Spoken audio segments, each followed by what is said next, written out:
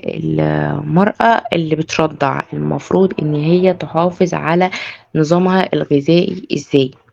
أول حاجة المفروض إن أنا بادّيها فوق احتياجات جسمها من 330 ل450 سعر حراري علشان ده بيعمل إضرار للبن، وده هيضبّط معاها الموضوع بشكل كبير. طب إيه هي الحاجات اللي ممكن أزوّدها لها في الحتّة دي؟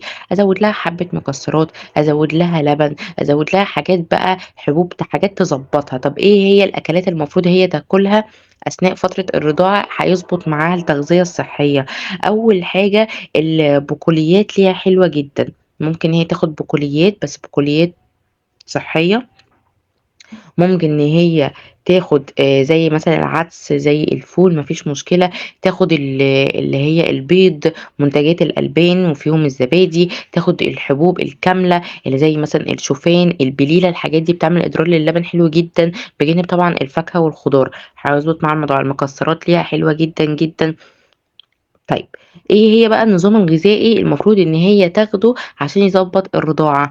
أول حاجة تاخد الأكلات اللي هي بتبقى غنية بالحديد والبروتين والكالسيوم، الحاجات دي حلوة جدًا ليها عشان يدخل في اللبن وهيضبّط كمان معاها نمو الجنين وصحة الجنين، زي العدس، زي الخضار الورقي، زي البسلة، زي الفواكه المجففة، الحاجات دي جميلة.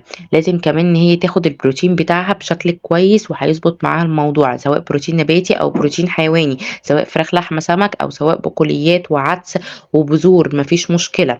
برضه الحاجات اللي فيها الكالسيوم حلوة جدًا، الكالسيوم مش شرط إن أنا آخده من اللبن بس، أنا ممكن آخد الكالسيوم من اللبن، ممكن آخد من بذور الشيا، ممكن آخد من الخضروات الورقية، ممكن آخده من البروكلي، من إكليل الجبل، من البيض، من اللحوم، الحاجات دي برضه بتسبب من السمسم، السمسم بجميع أنواعها، سواء طحينة، حلاوة طحينية، الحاجات دي السمسم من الحاجات اللي هي high source of calcium من أعلى مصادر الكالسيوم ممكن إن هي تاخدها.